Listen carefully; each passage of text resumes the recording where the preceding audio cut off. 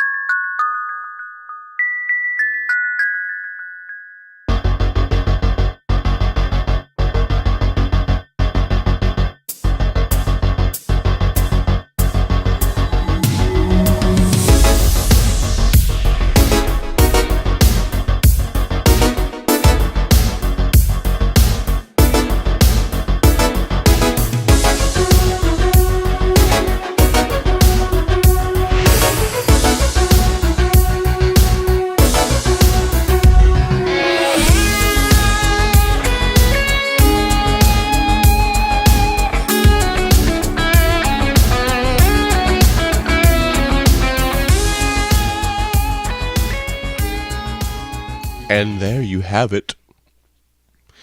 The night where two blood-born copies shine upon us. Like stars to the north. An enchanting feeling. A constellation most wanting. One that will guide us into the new year. And grant us prosperity.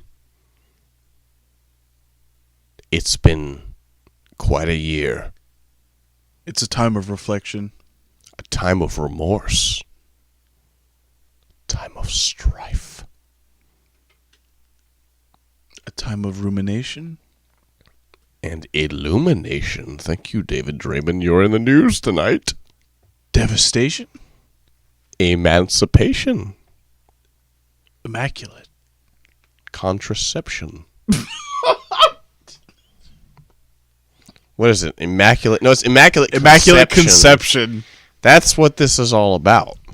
Yeah, the fact that David Draymond was an Immaculate No, Conception. that David, also known in parentheses as Draymond, was the father of our Jesus Christ. He led the Star of the North. And Santa Claus did come down and grant Jesus eternal continuity. So you're saying the three wise guys gave David Draymond's son frankincense? They were just the rest of the band. Oh. You got D. Raymond. Well, I heard Darren Malakian from System of a Down was in the mix. From Sode. Yeah. Soad. You know, they're coming back. They got a new record in the works. It's actually kind of significant. It's been like 10 years. What's it called? It's been 10 years. Touch My Plugger. You don't know how that feels. That's what Serge Tankian said on his Christmas. I can't on his Christmas determine if this is real or not. His ChristmasCast entry posted back in February. He said, "Touch my plucker. You'll know it, and you'll mean it, and you'll feel the Armenian curse because they're all Armenian. Right. It's all about Armenian Holocaust and stuff. That's a very festive topic. I mean, what do you want from me? You want me to talk about good stuff? No, we're talking about Armenian Holocausts. There's no good stuff. It is 2016. So, soon to be 2017. Shocking. But what does that mean? What is in store? What is... That doesn't mean anything. It's a construct of humanity. Is it actually something physical or anything we can touch? Or is it just a concept? Like you said, a construct of humanity. I don't know, but you know what it fills me with? Festive cheer. You know, you were saying cold weather and Christmas time brings about a bleakness. What do you mean by that? I've always wondered, is there something wrong with me? Because my favorite time of the year is when all the trees are dead and everything's kind of miserable, crisp. Yeah. There's a crunch to every step through the wilderness.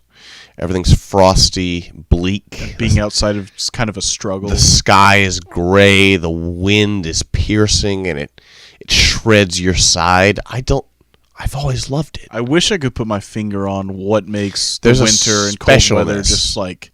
There's a specialness. We said it last year. It's just more memorable. There's a warmth to like... When I don't there's know. a relief. It's weird. No, what's the opposite of relief? Pain? There's a pain to being in it. But when you finally reach that sweet point of relief, which is getting inside, you get to your buddy's place, it's warm, the heat is on, you can smell that first time the heat's been on this season, burning of the dust. It's just like finding a port in a storm. You see the fake tree in the corner, the lights strewn. And I'm not talking bullshit Christmas lights. You know I have a problem with Christmas lights every other time of the year, but if it's December, it's cool. It's just a magic time of year, no matter what age you're at.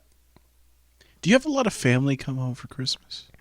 Or come here, or you go... My extended family could not really be explained, or described, rather, as extended.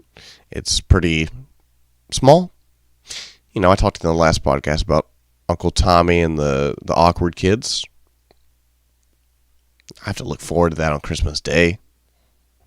But, you know, to me, Christmas Eve is always the most special day. To me, it's the days leading up. Yeah. It's just... Yeah. And Christmas Eve is the culmination. I know I've probably said this before, but the journey beats the destination for sure. Like it's always how it seems to roll out. Like as like backwards as it sounds, there's a warmth to this time of year. Oh yeah. You relish the warmth more than any other time of year because you're exposed to the frigid cold that all turns. Even though we're from the southeast, so it still gets cold here, though. It doesn't. It's not like a New York or a Michigan or anything like that, but it does reach some lows. I mean, I think it's like 28 degrees right now. Ironically tonight, cool. Yeah, it's pretty cool. It's the coldest night of the year that we're doing this. I can't think of a more fitting time to be recording this podcast. But as we know, the RJ3K basement podcast chamber is the warmest room. Right across the boiler room. It's the warmest room in the building, and I can't think of a better place to be nestled closely together, scared, wondering about the future, wondering what we're going to talk about, how we're going to bring in your new year. This is going to go up on the 24th, the most important day of the year. It is podcast 24 also. It is. I think that's an important Thank you so much for reminding me. We needed to keep that in mind. It's a big deal. I try to do things with as much poignancy as possible, but it doesn't always work out. In keeping with the whole like topic of reflection, what games have you played this year? What games I'm curious. Have I played this year? I played a lot of games this year. You did a lot of Bloodborne. Right? You got to tell me ask me what games have I played this year, what games have I beaten this year? What games have I really completed? What games have stuck out to you this year? What have you been like? What's your game of the year? I mean, my game of the year, if we're really sticking to numbers, is still Doom. Okay, yeah. They recently won at the Gamer Awards, best action game and best soundtrack or best sound design. Maybe I can't recall. I can see that. It was a real nightmare. Overwatch won the game of the year. I'm really not happy about that. Fuck you, Daniel. Let me pick your brain for a second. Please. Why do you care about the awards? Because I know it's how the people around me, a lot of people who don't like. Okay, I don't. So you have to face it at work. I don't really put any stock into it. That's same exactly with like why I don't understand why people get upset about awards. Same with the the Academy Awards, all that. It doesn't really mean anything to me because I form the basis, and the basis that I form is entirely what matters to me and my friends. It doesn't diminish the product or enhance the product. I have to deal with the backlash from it. So your disdain for this stems from other people. Yeah, the reach of these awards, it touches certain people. I was right. It is the game of the year. Yeah, it's really frustrating. But, I wouldn't even argue that Daniel would say that Overwatch is game of the year. It's a fun first-person couch shooter. It's just, a multiplayer fun fest. It's not anything that really touches you on a deep level. But I feel a lot of people it does. I just never understood why people... I don't understand a lot of things about it. But, why do people get up in arms or get excited about awards shows? Grammys, Oscars, whatever. Who cares if Leo won the Oscar? Because I'm happy he did because guess what? I get to stop hearing about it. Because they're big fans of these items and they want to see what they believe. They're not big fans of the item. They're big fans of, what's hot. No, if they really feel something, if they really believe in something, say you're a devout Overwatch player, you've played every bit of it that's available, you feel the characters, you feel everything that was developed, you want to see it do well, so you root for it as it goes on. Even if you don't believe in these awards, that's what you want. You want to see it further forward. You want to see people, you want to convince people further. Sure, it's great. Sure. It's great. So when The Revenant took home all those awards or whatever it took home, it was, I wasn't that fond of the movie, but... Yeah, it was okay. I'm sure people who were really happy. I guess I don't know if you agree with this or not, but when I like something, I want to show it to my friends. I don't want it to be popular outside of me and my group. You can't just be a private thing. I mean, there's a lot of games and movies that are like that I know, don't show this to my friend, or don't expose this song, but... certain people, there's always the people you can. And you exposed me to Bloodborne. And that's something we should probably talk about. Sure. Yeah. That came out last year, but... It really does suck. I wish it was 2015. I would call this the game of the year, hands down, easily. I mean, what else? Retroactive 2015 game of the year. What, in 2015... I said that last year, right? What would you call? I don't know. No, I might have said Witcher. Oh, that's hard. That one... A bunch of stuff. Yeah, I think this year. For the DLC of this, Iron and Wine got a good handful of stuff. Yeah. I think it was Roses and Wine or something. No, it's Iron and Wine. It's not. It's got to be Iron and Wine. That's a band. I don't know, but Bloodborne. I've thought about this for a long time. Oh yeah, I'm excited to hear about it. I've thought about this for what is for you a semester. A whole semester. How did you get me into Bloodborne? What did you do? In your own words, what do you think caused all of this? I think I showed it to you, first of all. But it didn't click. At the time, it didn't click. It was looking back, I think I texted you at some point during the semester, God, after playing this, I wish I could go back and undo all the... I was just watching this and being stupid.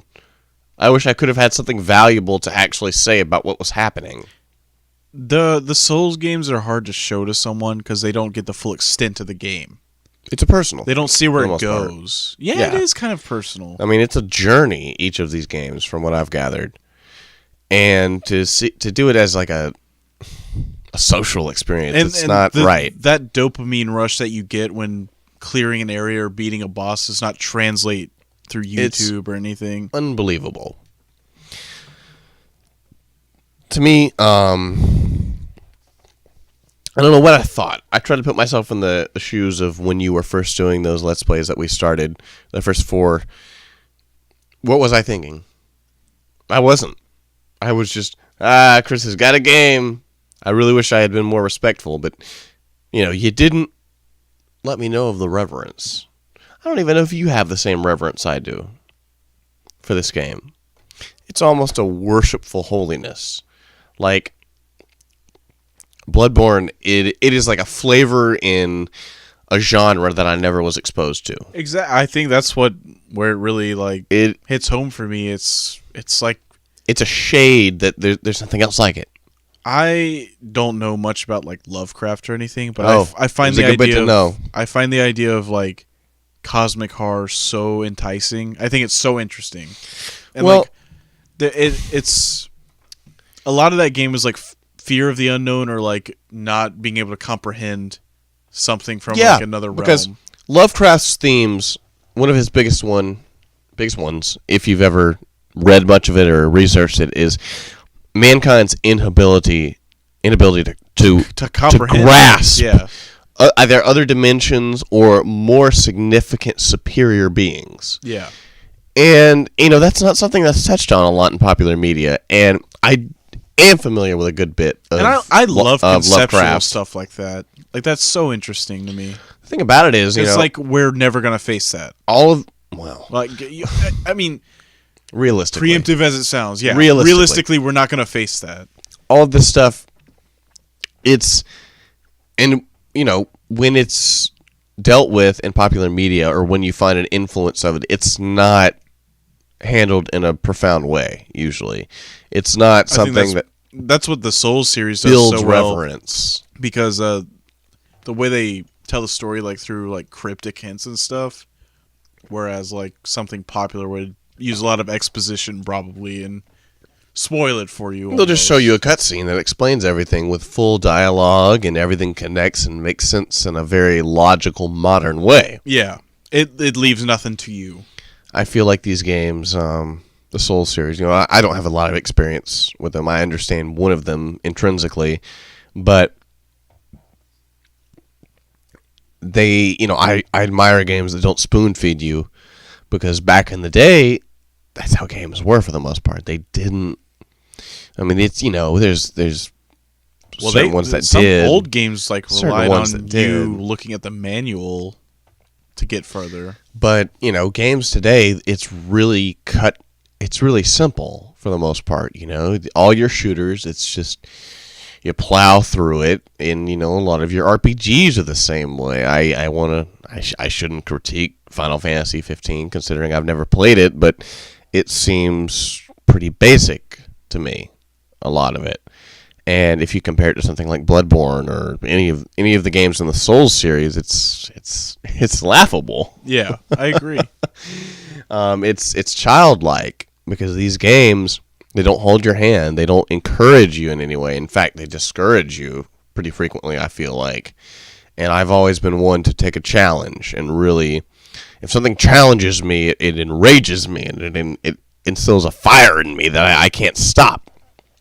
And Bloodborne brought back a childlike feeling of being lost within a game where you're not reading the manual. Like when you said when you got sacked by that snatcher or whatever, it was like, what is this? Why is this? What I have to reevaluate the very fabric of this game, because I was just killed by something that I thought I could defeat, and it took me to a new area that I've just awakened in. And okay. It just kind of opens up your mind, like, what are the possibilities in this game? Yeah, it's different than most games. And Bloodborne, aside from all of that, I've always, like we were discussing, had a fondness for bleakness and darkness. And it's not to say that, I heard some review that was saying that Bloodborne is like the Hot Topic Dark Souls. And I was disgusted by that. No it's like, way. If you take it and it's like, yeah, it's gothic, but it's not gothic like that. That's what, like, someone like me, when I first saw the trailer, I just think, oh, that's a bunch of werewolves and Victorian stuff and top hats. But yeah, that's that's a really shallow way to look at it. Yeah, absolutely. And to see people on YouTube who have actually completed the game still referring to it by such shallow terms, you didn't feel it. You didn't really. You didn't get it, because it's not like a childish, like, gothic thing. It's a deep, intrinsic thing. And I've always been fond of Victorian elements and sort of older English and Cockney and a sort of street feel, a peasantry. And I loved that. And, this game has some of the most... it's not... I don't think any of the Souls games are sophisticated graphically. But as far as detail is concerned, they are. If you look at Bloodborne and Dark Souls 3, these games could have come out several years ago, to me. They could have been PS3 games. The level of detail is remarkable, but the actual textures are they're not sophisticated like a lot of modern games are. If you want to jump ship to like a first-person shooter like Gears of War 4 that just came out, everything's so flashy and shiny. These textures are pretty flat. They're mute. I don't know if that's just a part of the style or whether I can really dock them points, but it's not their capabilities are not as far as they should be, and that may just be a From Software thing. I don't know, but the game is like 30 gigs. Bloodborne, when you download it, it could have been twice that and just that much higher resolution and more breathtaking on like a Witcher, like The Witcher 3. Mm-hmm. You look at that game, that's a great example of an action RPG that is breathtaking. Like, all of it is absolutely breathtaking. And I'm hardly into that game. But I feel like Bloodborne could have highly benefited as being one of the greatest games I've ever played if it was furthered by that kind of discipline in the way it was produced. Some of the more technical aspects of it. But don't get me wrong, the environments are incredibly detailed, but they still look like a game that came out several years ago. And, that's really a pretty petty gripe, but I feel like it didn't reach the full potential of what it could be. And, I look at it like a Dark Souls 3, and it's still not, like, this doesn't feel like a next-gen game. This feels like an obscure offshoot. Yeah. You get what I'm saying at all? Dark Souls 3 it's not perfect. It's not far removed from Bloodborne. It's probably about the same. Yeah, the graphics could be so much better. I recently almost beat Tomb Raider Definitive Edition, which was a PlayStation 3 and Xbox 360 game. I almost beat it. I got to the ending cutscene, and it corrupted my file save. But that game looks better than Bloodborne. It's remastered slightly, but remastered games never look perfect. They don't look modern, and really, but it looks better than Bloodborne as far as the resolution is considered. And I think that's probably my biggest gripe outside of some of the AI design. But it's pretty shallow, like I said.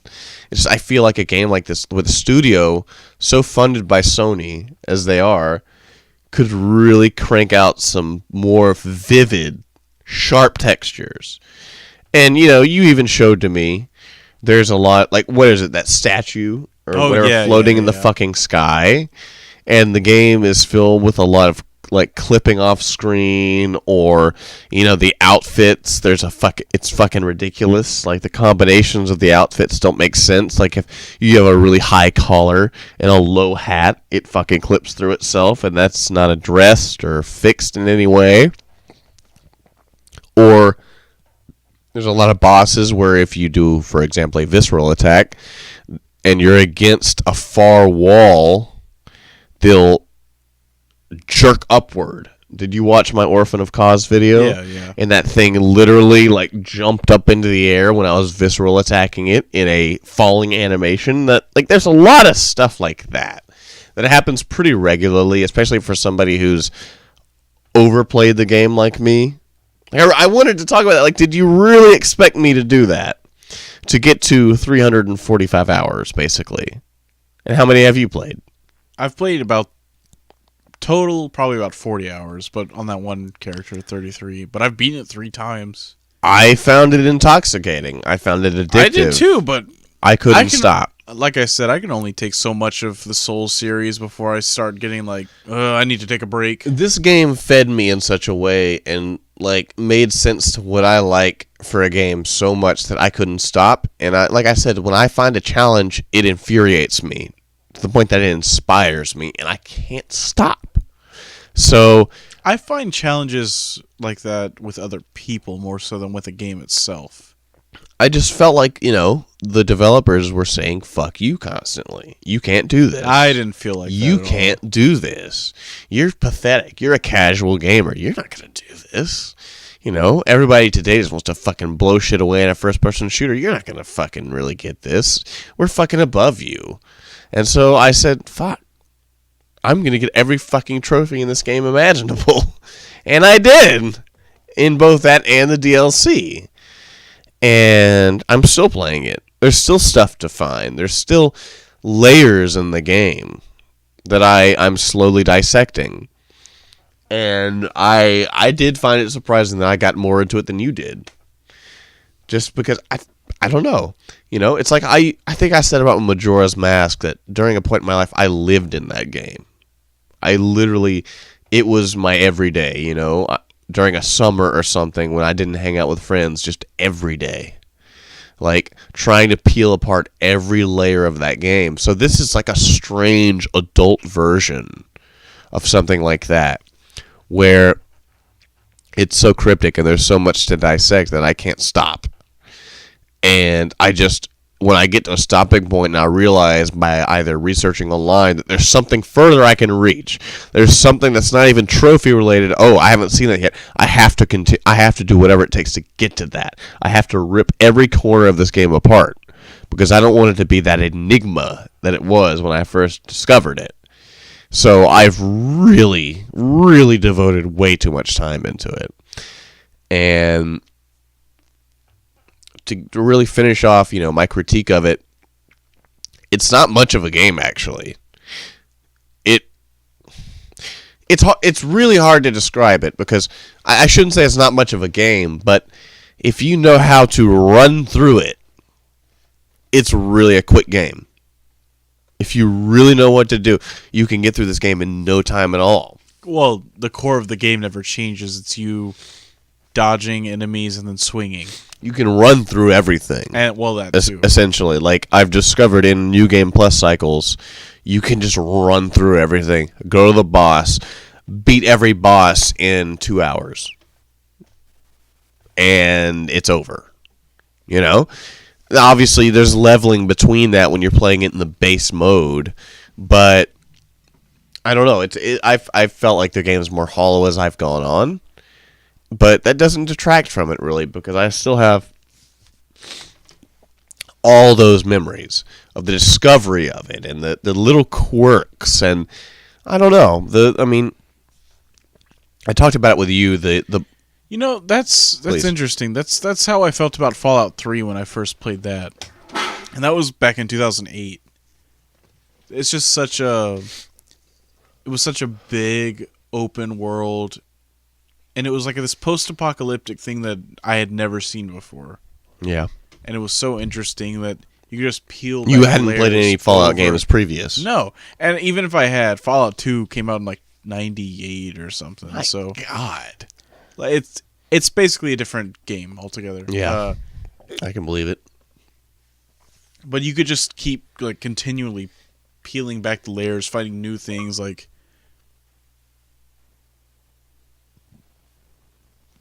secrets and quests that just lead you to these unknown places. Like in Fallout 3 specifically, there's like this office building in the middle of nowhere that's like haunted, which is not in any other part of the game, and it's not ever mentioned in any quests, side quests or anything. You just walk in there and you see like this disturbing flashback ghostly imagery. And I remember seeing that for the first time, and I was like scared because I was like 14, and I was just discovering these things, and it was so cool. Well, I certainly had that in Bloodborne the first time I played it, and I frequently feel like I wish I could go back to that virgin feeling of the discovery where everything's fresh, and you have to figure out the strange, the quirks, and the turns of how you get through things. When I played Fallout 3 again and again, you just know the ins and outs, and you can beat it in so little time with so little effort. You know what's going to happen. Like, you can exploit it. And yeah, like we've talked about, exploiting, it's a big deal. And in Bloodborne, you know, essentially when you really dissect the game, you realize the two things that you need to take away from it are parry and get behind. Yeah. That's it. It becomes a process. That's it. Every enemy, you get behind it and do a powerful attack, or you parry it and do a visceral attack. Which, to a certain extent, I started feeling like maybe the parrying shouldn't have been so easy. Maybe it should have been more like Dark Souls 1, which I'm having a little bit of difficulty with, because you use the shield to parry. You don't have an offhand weapon, which is the gun. And the timing of it's really weird. And sometimes it's very generous. But basically, my only critique of the game beyond the technical aspects of it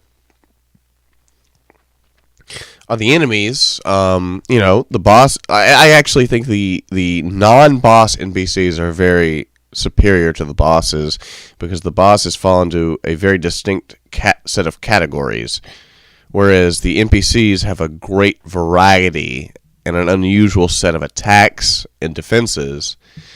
Especially when you get into the DLC, which is absolutely germane to the experience, in my opinion. The bosses are either large creatures that fill your window with their bodies as you try to attack them and flail around mindlessly, or they're hunters your size that you can parry endlessly, or there's something a little more unique, like I can't even think of anything right now, but there's a few enemies that are more unique than that. It requires, pick off such and such mindless enemies around them, like with the celestial emissary, and then attack. But that's really the only two major categories things fall into. And the actual non-boss NPCs have more variety. If you think of, for example, the hunters in the Hunter's Nightmare, and the blood spitters, and go back to old Yarnum, those little beasts that run at you with their arms held up, and there's just so much more variety in the non-boss enemies, which really is kind of shocking to me, because what should be the real focus of this game? It's tracking down these ungodly beasts, but that still doesn't detract from somebody who's new to it. It's just somebody that's played it over and over and over and is becoming so jaded and cynical to it. And beyond that, it's a really awesome game. It has an incredibly realized universe, and sometimes it plays into the ambiguity a little too much, to a fault, where the lack of substance can be explained by, it's cryptic.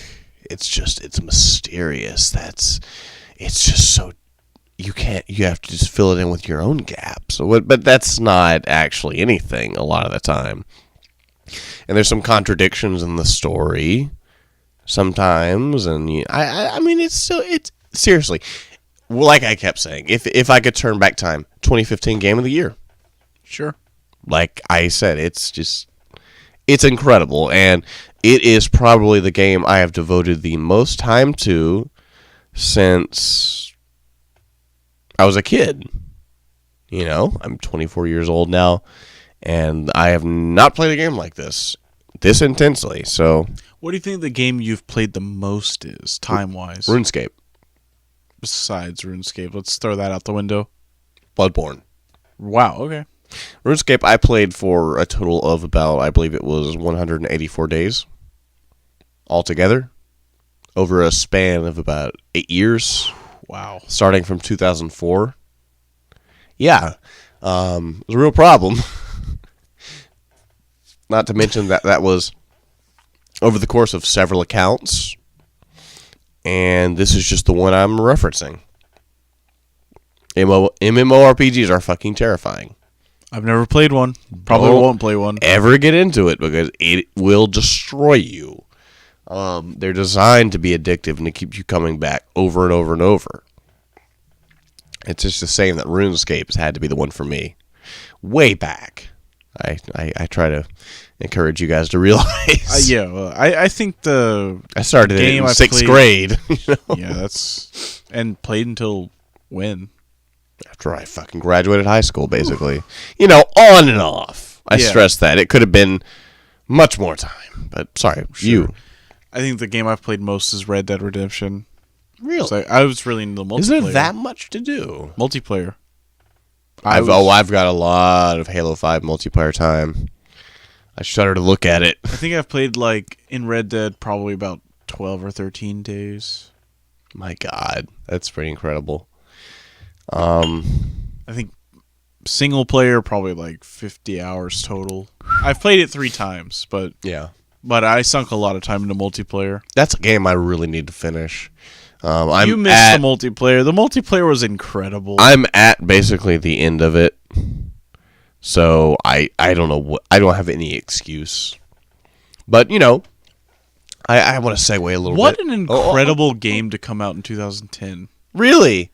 Did you have any comments about the upcoming Red Dead Redemption 2? Or whatever it is. I'm just eager to learn about what the story is going to be. Yeah. I don't want a prequel. Oh, no, I don't want a prequel at all. I just don't. That could explain a lot. I don't need more information on those characters. Their story's done. I can see it happening, though. I can see it happening. Last of Us Part 2, I don't need those characters anymore. But you haven't played that yet, so I won't talk about it. I mean, I've played a little bit of it. But you haven't beaten it. No, I've not. I've, since we last... The point I'm making is that character arc, those stories, started they were resolved. And ended... They were resolved. Like a storybook. Like, so Exactly. good. I don't need background. I don't need more on them. Well, And furthermore, sequels undermine a good ending. I'm sure a lot of people would disagree with you. I mean, I'm not saying I will. I'm just trying to play devil's advocate here. People always want more. They demand more from it. From Red Dead Redemption, they want to know how you got to Red Dead Redemption. They may have not played Red Dead Revolver or whatever. But isn't there some value in, like, ambiguous storytelling? Yeah, unless it's to a fault, like some of these Souls games. Yeah, but, like, when you explain, like, for the most part, how you got there, like, through dialogue in Red Dead Redemption, like the original. What's the value in digging back there? They want to see it. They want to feel it. That's how people are. That's what sells things. I would love to see a continuation of what, I'm at the very end of Red Dead Redemption. From what I can tell, I can't see it not just totally ending. Or rather, there's got to be more. There has to be something that continues this storyline. And I don't know if it's old man John Marston or what, but I'd love to see it either way. I'm not opposed to the idea of a sequel, but I would rather have a continuation. Well, the talks are it's a prequel. Or rather, I wouldn't mind having a prequel, but I would rather have a sequel. Okay. Sure. I would much rather have that because it's just, you know what's going to come. Exactly. It brings up what I have a problem with shows like Better Call Saul have. Oh, man. Whereas, like, in Breaking Bad, any of the main characters could have been in perilous danger at any time. Yeah. And you could really think, uh-oh, they're in trouble. This is bad. And Better Call Saul, any of the main characters, they're going to make it anyway. Yeah. It really sucks. It takes so much away from it. If you already know where they're going to be. Yeah. I mean, there's nothing wrong with backstory, but I think backstory is done best through dialogue. Like, through dialogue in the present. Like, I think that's part of the reason why the Star Wars prequels were a total flop, besides being total shit movies, but... I won't totally agree with you there, but I won't disagree. I think a combination can exist. Name a good prequel. I'm challenging you.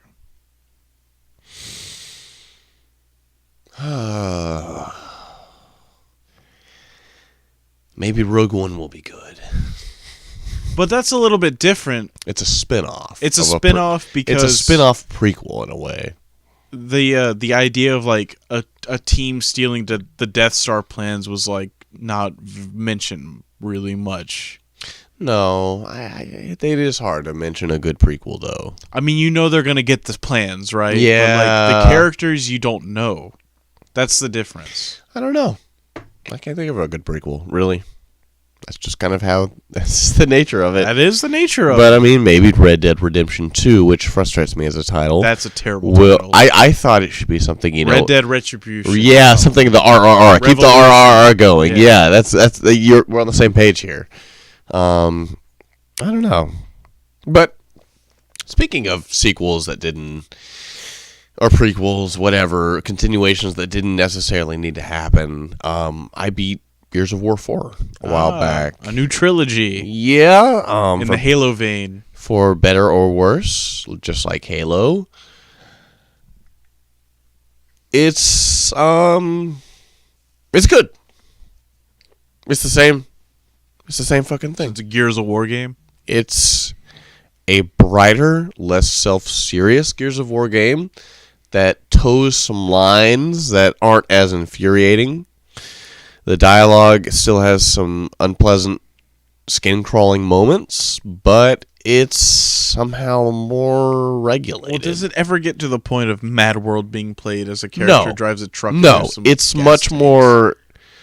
It's grounded, but I mean, the enemies are clones, basically. I mean, they're not clones, but they're like, oh, look, they mutated of the enemies in the original trilogy. And also robots. So they tried to basically do the Halo thing. You know, oh look, we got robots too. It's the same shit you saw, but robots too. Which is frustrating coming from Microsoft, or Microsoft Studios, because now both the Halo series and Gears of War are in-house studios. Had a revival trilogy. Yeah, that's so weird. They realized these are our cash cows. We gotta keep them going. So even though the original developers closed the story, let's revive this. Let's reanimate this like a Frankenstein. The ending of Halo 3 was more ambiguous than the ending of Gears of War 3. Definitely. The ending of Gears of War 3 was like, this shit's fucking over. We don't need any goddamn more. Then they made a fucking prequel. That was terrible. That fits into your narrative. Gears of War Judgment. Ungodly. Horrible. But Gears of War 4, it's just still kind of good. If you like those games before, it's flashier. It's more colorful. It's less, like, grim, but it's modern. Does it do the same thing that, like, Halo 1 through 3 had a pretty, like there was an enemy or an idea throughout those three games that persisted. Yeah. And then 4 and 5 have been kind of a shift in gears. Like there's something else that they're focusing on. So is Gears of War 4 like a new story, basically? A new story arc? Like 1 through 3 was one story arc. It's like, here's Dad, now here's Son's story. Is 4 kind of like beginning a new arc? It's like a new arc in the same, really. Like, it's new, but it's the same thing that made the original. It's the same thing. But it's good. Conceptually, it's the same thing, but like content-wise, is it different? Like, a different enemy, different idea, different whatever? Different presentation, maybe, but it's basically the same, but it's somehow still fresh. The Coalition took over from, what was it, Epic Games, I believe. They made the first 3 or 4. And like 343 Industries, I think they reinvigorated the series. Actually, I think the Coalition did better with continuation of the trilogy than 343 Industries did. I think it's better as a 4th entry than Halo 4 was. Like, a lot better. Wow. I like Halo 4. No, Halo 4 is a good game, contrary to what a lot of people say. But Gears of War was really a lot of fun. Or Gears of War 4. It's exactly what you wanted, but it's been, what, since 2011? So it's been a long time. And I never finished Gears of War Judgment, so it's been more like, what? When was 3? 2009, 10? It's been a long time. Maybe. So they're playing, obviously, a lot into the nostalgic quality of what people want, but it's still really pretty fun. You know, it's nothing deep. There's some, I feel like they really hammer at some better character moments. They really focus on that, but, it's a new cast of people, basically. You meet back up with Old Man Phoenix, yeah, and it's, I never realized, like, when I first played through the first 3 Gears of War games, it was like, all right, I'm Marcus Phoenix, whatever, he's whatever, he's not that great. But you're seeing him but from when the outside. I played him from the other side, I was like, oh, fuck, it's this dude. This dude's fucking great. That's interesting that you said that. This dude's awesome. You haven't played Metal Gear Solid 2, have you? I've played 0.001% of it. The what I've heard a lot is the point of that game is to see Solid Snake from an outside perspective. I've heard this. I've heard this. You play as Raiden. I think that's definitely the same like concept. Is you're supposed to marvel at this hero from a distance. He's very close. Marcus Phoenix, he's in your squad after a while. And it's very much so. It's Gears of War, but he's there. You meet back up with Bayard. You meet up with Cole. They're all there eventually. And it feels really good. But the player character, it's Marcus's son, JD, who, for the most part, is not awesome, but he's acceptable for what this is. It's hard to introduce new characters to something like that. Yeah, it really is. Especially when they're not as gruff and over the top as the original series characters were. The game is surprisingly good. It's not like Doom in that, wow, it shouldn't be this good. This is fucking ridiculous. But it's a reminder of how Gears of War was. Wow, this was something cool. Fun. This is fun. This is nothing to take ultra serious, but I like this. I'm having a lot of fun with it. I'll come back to this on a multiplayer level.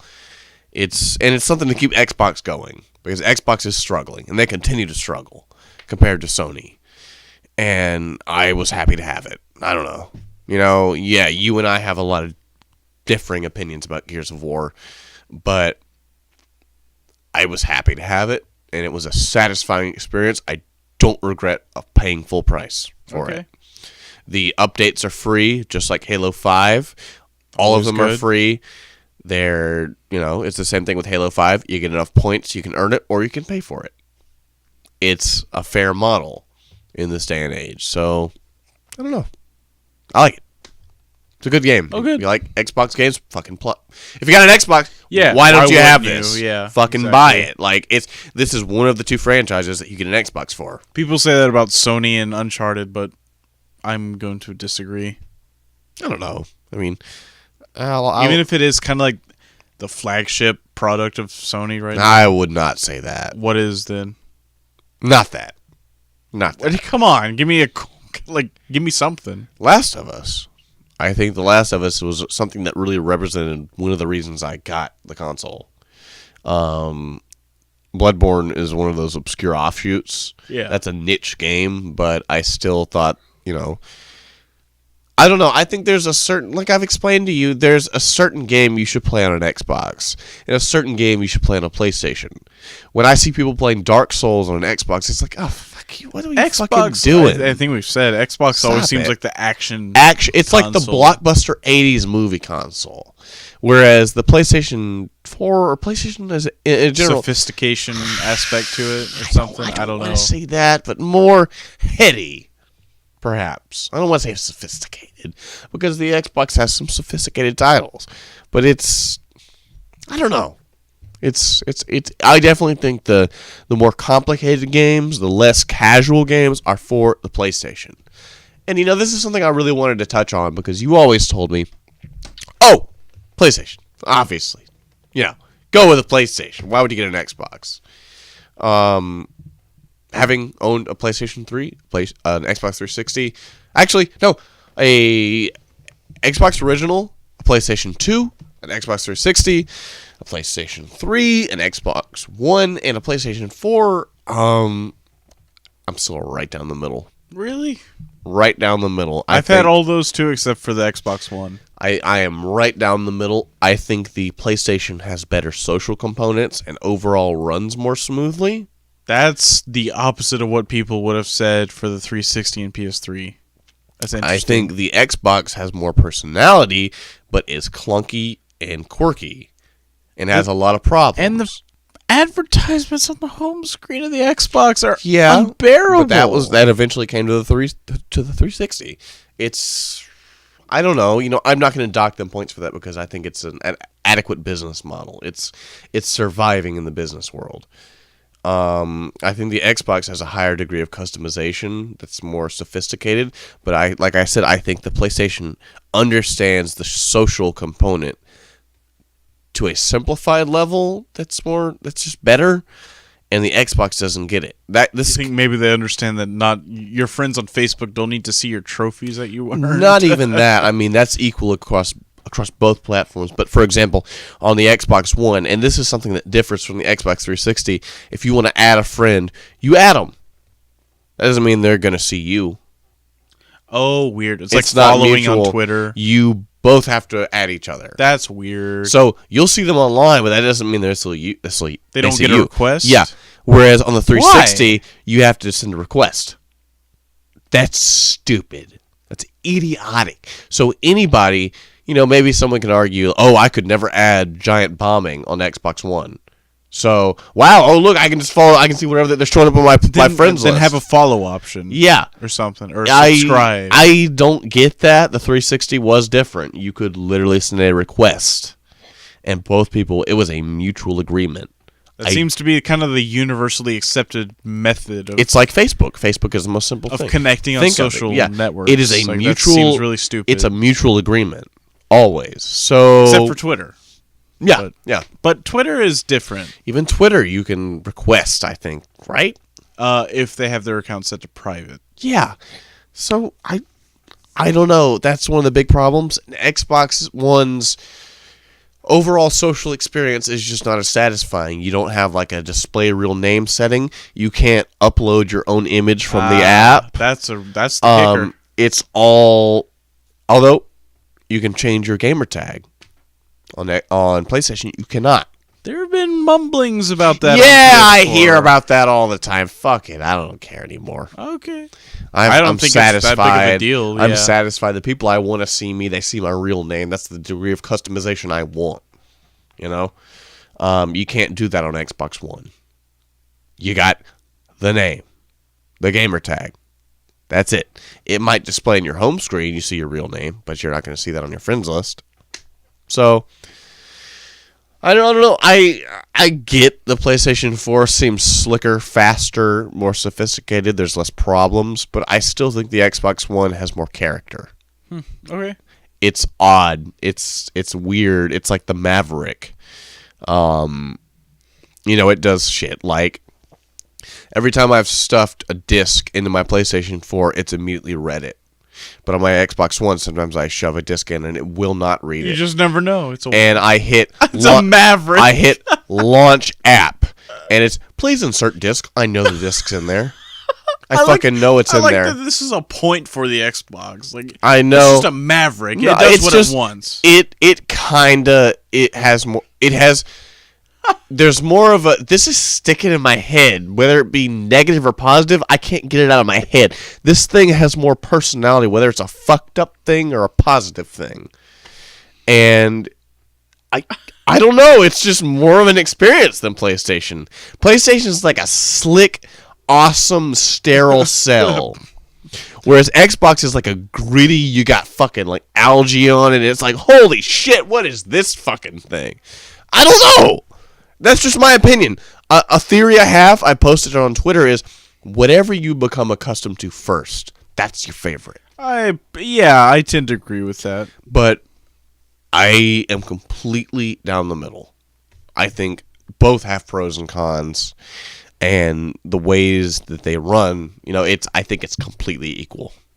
Maybe with PlayStation leaning 0.0001% in the lead. Maybe. Just because they're smoother. But they don't have some of that personality that I talked about. I don't know. You don't have an Xbox One. I mean, you've heard what people say, but to really own it and to organically feel it, it's a different experience. I love the PlayStation 4. Don't get me wrong. I really love it. But I still think the Xbox One is more fun. It's more of like a memorable, what the fuck is this? You know, like, this thing's fucking weird. What's it doing? I'll tell you, man, my PS2 did not read certain kinds of discs. If you remember the PS2 era, there were like silver discs, and then there were like purple discs. You know what I'm talking about? Mm-hmm. Like the underside? I do. My PS2 did not read the purple discs. No matter how hard you tried, you stuck that Walmart bullshit cleaner in there. Oh, the Walmart cleaner. Sorry. Even if you did that, would not read those discs. That was not endearing to me. It's all hardware. Or no, is it software? Is it hardware? It's hardware. But that was not endearing to me in the least bit. I wanted to play those purple bat games. I'll say something real shallow. I like the the PlayStation 4 looks, it's good looking, but it kind of looks like a toy. It's like a real slick race car. And the Xbox One is like a fucking VCR. It's a big old brick. Behemoth. It's like, look, you got some shit. You really got something. Like, this thing is going to fucking weigh your house down. This PlayStation 4, you could throw it like a Frisbee. But the Xbox One makes not only a more satisfying on noise, but what is the on noise? It's kind of like a yeah. Okay. It's not just the sharp, piercing like beep beep. Yeah. It's like it's a really satisfying thing, but like the idle noise, the fan running, it's more unique. I've never heard anything like it. The PlayStation 4 sounds like a fucking roaring CPU sometimes. Even mine, Chris has a just slightly older PlayStation 4. Just slightly older. It's got the buttons are more recessed. There's a glossy. That's so weird. The glossy left hand thing. Mine is matte, all of it. I know you can take this thing off. But the Xbox One original, fuck, beep. It makes a noise the likes of which I have never heard. That sounds almost satisfying. Like it's bizarre. It's an electronic device, but it has so much organic personality, and the fucking PlayStation just sounds like a computer. Okay, let me turn this off. Please, put it on the... Well, we need to take a break anyway, so... Okay, well, let me turn it off still. He's turning it off. We'll be right back. I didn't mean to do that. Okay, so, we're back. Sorry, we had a little break. We had to take a moment. We're trying to finish up, games we've played this year because 2016 is rounding out. By the time there's another podcast, it'll probably be 2017. No, we've got more. Yeah, I don't know about that, but I beat Life is Strange. Whoa! I forgot you were playing that. It's a really good game. I played it on Xbox, which is highly atypical. Real weird. What are you doing? And I really enjoyed it. I seem to remember you texting me, I like this game and I shouldn't. No, I was like, yeah, like this game, I really should not like it.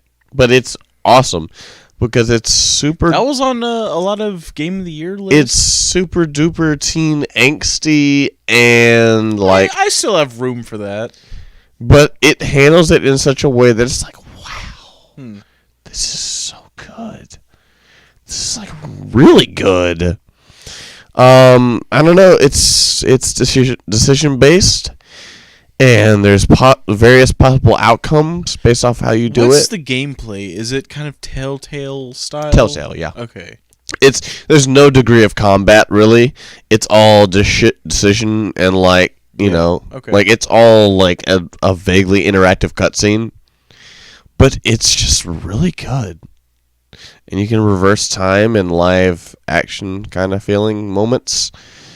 And I don't know, it's so teen angsty, dude. Like, if you just got like a skim of it, it'd be like, ugh, what is this? Ugh. But it's so good. I have patience for stuff. It's really good. That.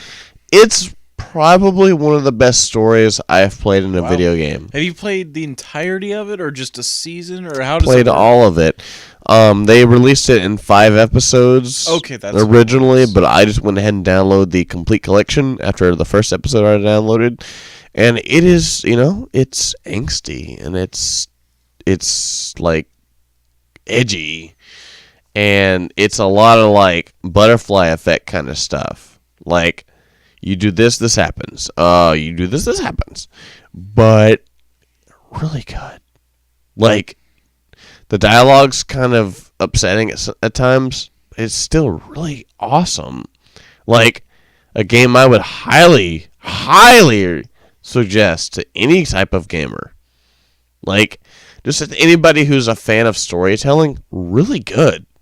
Like, even though the dialogue is corny sometimes, it's like, wow. Still getting their message across. It's incredible. Life is Strange was absolutely incredible. And it made me cry by the end of it. Like, at the end of it, I was fucking bawling my eyes out. Like, I really felt moved. Like, I hadn't with anything in a long time. So, yeah. Like, really, Life is Strange is awesome. It's all just decision-based. Try it. It's really good. I don't know. How much is the full thing? Probably like $40. Okay. I don't know. I mean, that's a little steep. Like, $20 would be probably a better offer. But it's so... Like, it really sticks with you, and by the end of it, like, you're so emotionally invested in it that you're like, oh my god. I feel like a fucking teenage girl.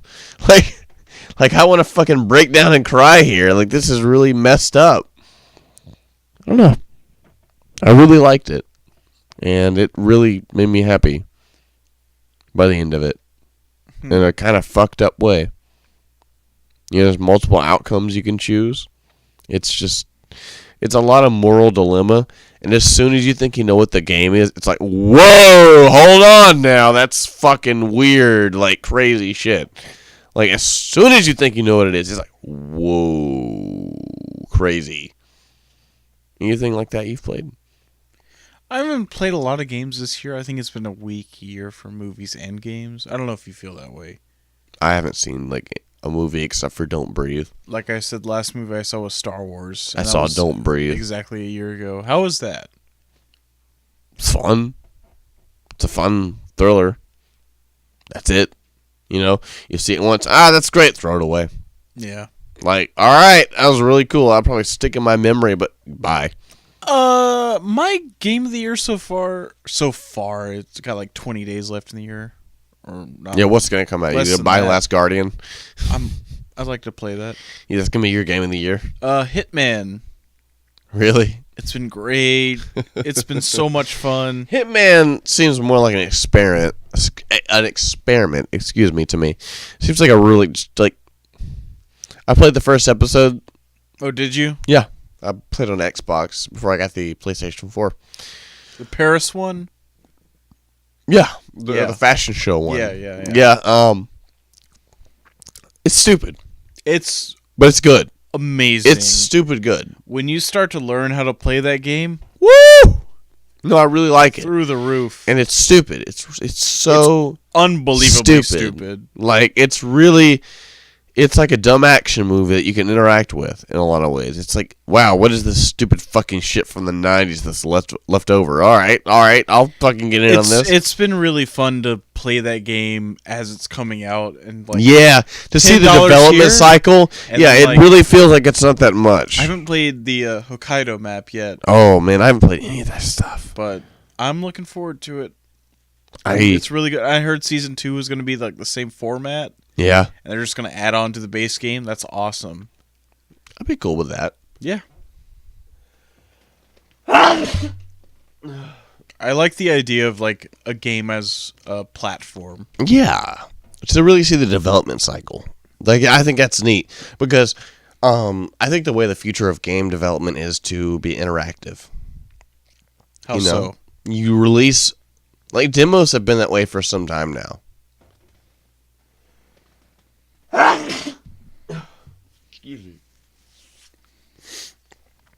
But I think doing it on an episodic level, you can kind of really gauge how to make a real game. Like, you take the feedback. Yeah. You take what the players are really saying about this and you correct it for a real release to the best of your ability. And I think that's the future of gaming because we're so connected now. Like, we can really weigh into what gamers want and what developers want and how they want to meet midway. So it's kind of crazy. I don't know. Hitman's really unique in that regard. I have enjoyed it. It's been kind of the surprise of the year because, like I said, it's been kind of a weak year of games and movies. TV-wise, have you watched anything? Watched the night of. The night of. It's been good. Awesome. Yeah, great. Really good HBO show. I watched. I finished. Stranger Things. Oh, how was that? I haven't watched that. It's good. It's really good. Uh-huh. It's not like some knockout, but for an HBO show, a Netflix show. Yeah. What a mistake right there. It's really it's so good. strange how Netflix has become kind of like It's a secondary yeah. HBO. You know, I mean, They have it's their own like personalized orders of shows. It's so weird. If you ever watched a lot of 80s movies, and a lot of 80s like kids, I've heard that. Kids against supernatural forces, you know, Goonies. Did you see Super 8? Yeah, it's a good movie. I own Never Super saw 8. that. I own Super 8. That's a good movie. It's very that throwback Spielberg kind of big action, us against the world. We're kids. Right. We're riding bikes, you know. That's a big part of what Stranger Things is. And Stranger Things was really good. Like, it was an extremely satisfying period piece, but it was also extremely competent. Mm-hmm. And, you know, the effects aren't great. It's pretty acceptable. There aren't a lot of it. They do a lot of, you know, teasing, which is how I think something of low budget should be done. Yeah. They don't show you a creature until the very end, and there's a great group of kids, like a really good group of like Goonies kids that like It's like the Lost Goonies you should have seen a long time ago. I have a strange affinity for the movie Stand By Me. What do you think? That's an awesome movie. You think I would like Stranger Things? Yeah. Okay. Yeah, if you could really commit. I mean, it's only 8 episodes. Oh, okay. Yeah. It's I'll probably really knock that out over like the break. It's not all good. Like, I mean, there's one really good character. The guy who plays basically the sheriff is really awesome. And also, you know, I think you may have heard from Mega 64. Everybody's going to cosplay as 11, the kid with the shaved head. The girl. I haven't seen it yet. I don't know. I have kept away from. She's the only standout character besides the sheriff. Okay. And you got Winona Ryder, who used to be a film actor, who's kind of like dialing it back and playing this like psychotic parent who's just like convinced her kid is gone and missing and still alive. It's a really cool show. Okay. It may not amount to like the greatest thing you wanted it to be. Just one season? Yeah. I mean, it's gonna be originally, it was going to be an anthology show. Oh, I thought it was a continuation. But now they're possibly considering it being a continuation. But the season that you saw, could it be a complete story? Like a rough, oh God, that's the end, but I wish there was more. Okay. Like, oh man, that really sucks. Interesting. I wish there was more. Like, but if it went on, it might ruin it. You know, there's not many shows like that. Like, they really struck gold. They really hit it off, like between the dynamic between the characters, the writers, really strong, awesome show. I'm positive about the future, but very cautious about the future of the show. I'm gonna give you a take. I watched the first season of Westworld. Ooh, now there's something I wanted to hear about. And I'm not even cautiously optimistic. I'm very questioning about where that show's going to go. I thought the first season was, like, good. I mean, like, on a scale of 10, which is kind of arbitrary. I'd give, like, a 7.5, maybe. Like, I think it nailed some really cool points down, such as, like, what is consciousness? Which you've seen a lot in, like, recent games and movies, but... Yeah. I just don't know how you can stretch something like a concept like that into seasons and seasons. Because like HBO has come out and said we want to make this our new marquee series. This is gonna no! It's gonna take the place of Game of Thrones. No! I can't see that happening. Wasn't it originally like a couple of books? It's a Michael Crichton book, yeah. Yeah. Or movie. I don't know. Don't fucking try that. That's really gross. I think there was a show before this. There may have been like an early show that was really campy, and then HBO said, "Hey, look at this. We got the rights." I think it was the movies, but yeah. Don't do that. Uh, Don't do it. But without spoiling much, the idea is like some characters are robots and you don't know. Yeah, I've heard a lot and about some it. characters are real.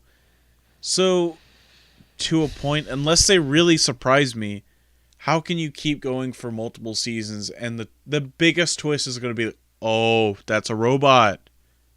How can you keep doing that? You know, that's lost its magic after That's a point. like Battlestar Galactica. Who's a Cylon? Yeah, there you go. It's the same thing. Yeah, like how far can you keep going with that where it's just like it's either A or B with this character. I mean, Battlestar Galactica, the remake, was a flawed series, but it was still very good. But I don't see how they could draw it out as long as they did Battlestar Galactica. I think Westworld would have done better with a miniseries. Yeah. Although, I mean, that's from what I've heard. You never know. Season 2 could be amazing, but I just don't know how they. Well, can True move Detective forward. Season 2 could have been amazing. It could have. It could have been really awesome, but it wasn't. It was a real problem, and it probably won't result in anything good. I don't know.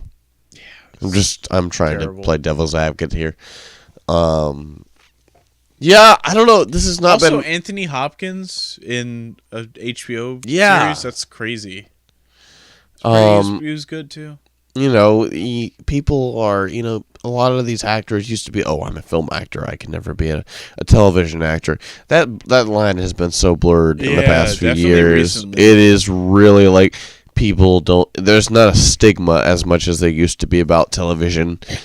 And I'm happy for that. But, I mean, I'll check out Westworld eventually. Yeah, it's worth checking out. I really want to. I think I've heard such mixed things. There's some really, I'm part of that. There's some really cool high points, and there are just some really like kitschy, like not that well done low points. Just from a production standpoint, you're just like, ugh. Yeah. There's just some inconsistencies there, but it's worth watching. So it's a TV show. 10 episodes. Yeah. That's what I keep telling people. Like, hey, check out The Night Of. It's only 8 episodes, so come on. I think The Night Of is something special. A flash in the pan? Maybe. Oh, I'm happy with it. Yeah. I don't know what to say about it. That's a great show. That's probably my show of the year. Yeah. I can't think of anything else. So. The Night Of is really awesome. It's got a lot to say. It's not too forcefully political, but it's got its roots. I think the best headline I read about that it's a horror story about the justice system. Yeah, and it's based off of something that was already an element of fiction, based off of reality.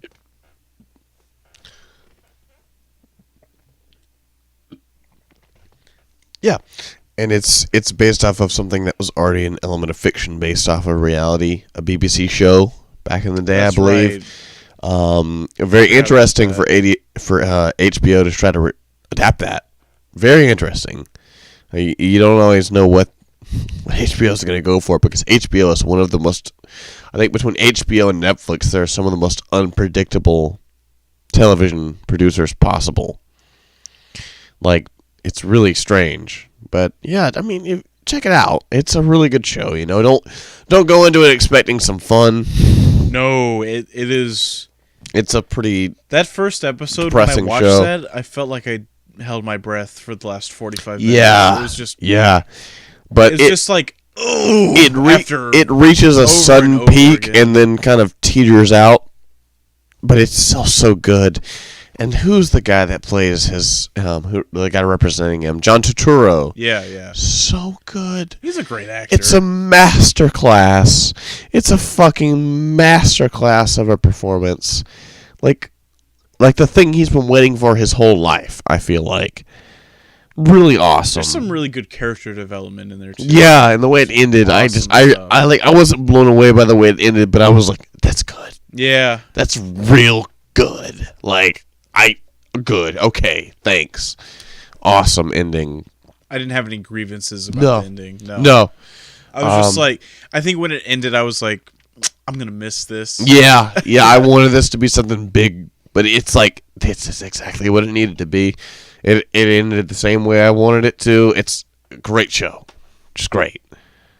Well, did you have anything else? It's been a long time.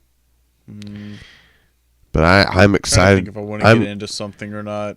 I'm excited to get on music picks. You want to go ahead and skip to that? Yeah. I mean, on this Christmas cast that ain't so Christmassy, we've skipped all these subjects I may have had, slightly pretending to politics or funny stories. Hold on. I mean, Quarter Century Podcast. 25. Before I get to the music picks, David Draymond. Oh, Draymond! Yeah, big deal right here. Can you play the clip? Oh, I'm gonna play that. Thank you. Sound of Silence has been nominated for a Grammy, along with a song by Beyonce featuring the White Stripes. What? That's not a sentence I ever thought I'd heard. Her. For Best Rock Performance. Keep in mind, the Disturbed cover. This is from her album Lemon Party or whatever. Yeah. Keep in mind, Lemon Party. That's a lewd thing. Keep in mind, look, everybody, check out Lemon Party. You're not going to be happy.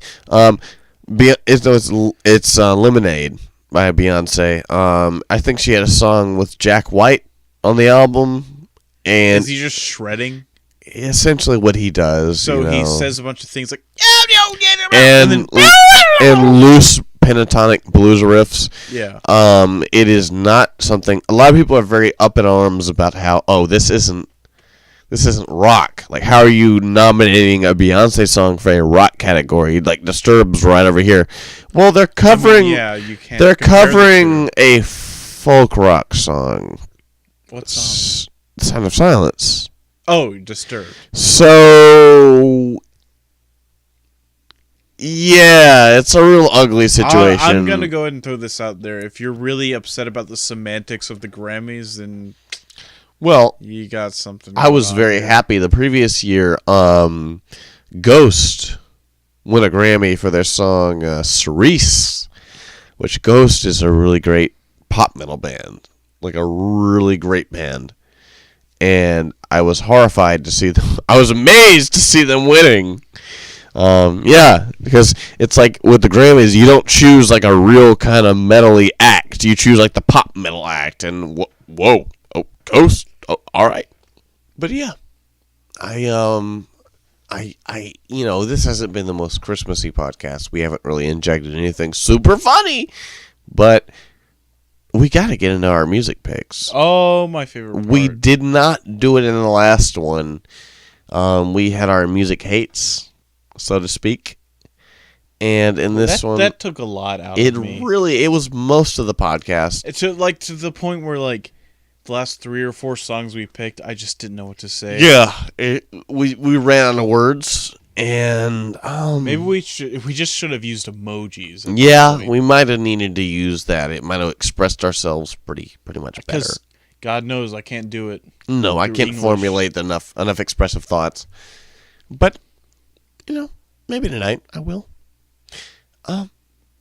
I think in the last one I chose a song from Cowboy Bebop that I thought was kind of Christmassy. In this one, I'm just gonna say, hey, fuck it. Let's just choose a song I like. It's not even a song.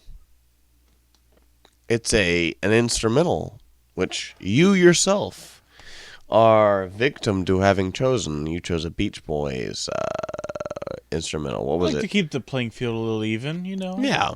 And I'm an instrumentalist, so I'm a big fan. And I have a pick from a band called Duster. And this song, it's a very short instrumental. It's called Gold Dust. Let her rip.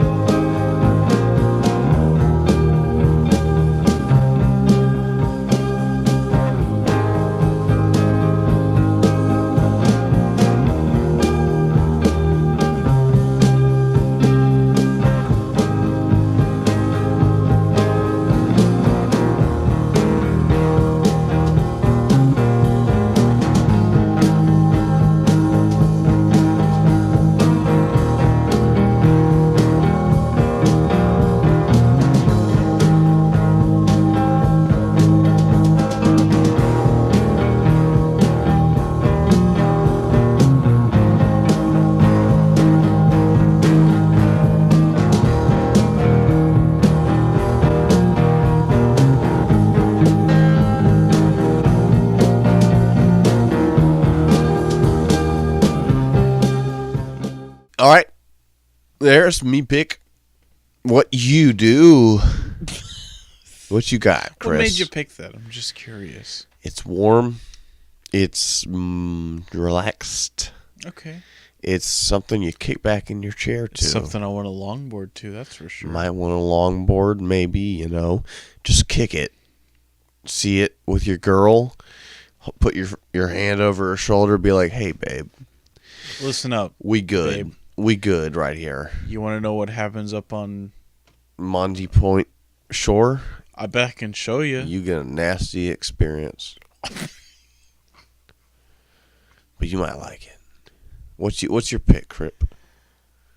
Oh, I have a list of songs I've been going back and forth on. I don't remember what my last pick was. I talk about 60s rock and roll quite a bit.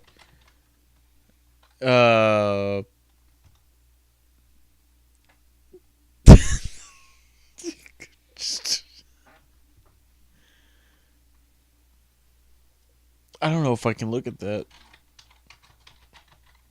60 FPS Ariana Grande.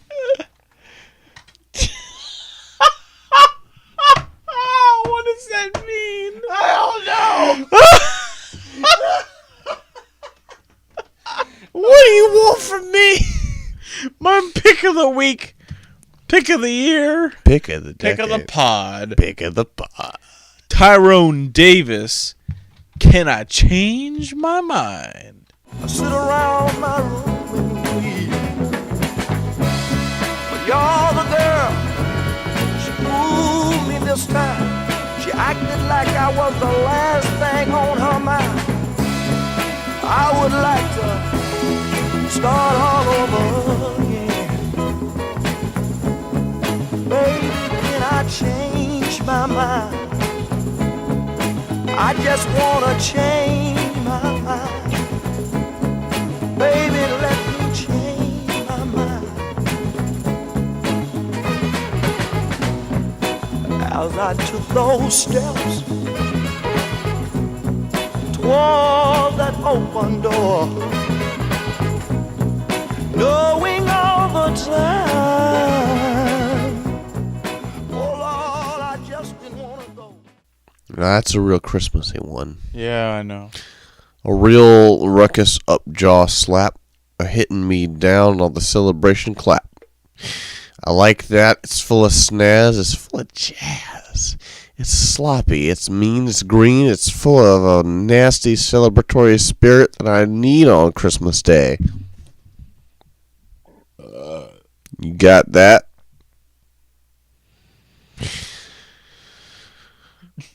"2016 is fleeting. 2016 is in the books. It's a dirty year. I probably want to see it in my deer kills."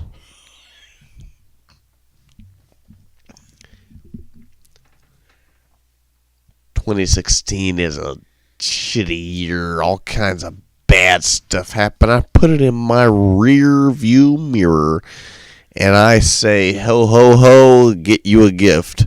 Lots of stuff. You'll get a rug." I need a rug right now because I put mine in the dryer and it disintegrated, and now all the towels smell like burnt rubber. So, I mean, if you gotta take a shower or something, it's a real bad sitch. You're gonna smell like burnt rubber. All your towels smell like burnt rubber? They do. I mean, we can get you one probably that's like kind of like a high grade, like upper echelon towel that's not too bad. Like the rubber's kind of dissipated. It's not so bad anymore, but for the most part, all of them smell like burnt rubber. Sort of like my ramen burger. Oh, we should have addressed that. Tried to have a ramen burger tonight. I was feeling adventurous. Tasted like chemicals and sludge waste to kill me now. Like a big old solidified brick of shit full of chemical waste that Chris said, that tastes alright. Fuck you. You got any last words for that? Merry Christmas. What was that? Let's say it again. Merry Christmas. You gotta say it like a man. Merry Can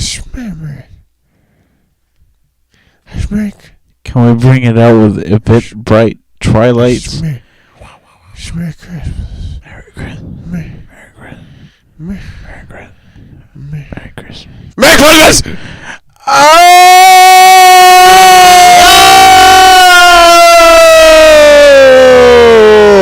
Have a happy ho-ho. Merry Christmas.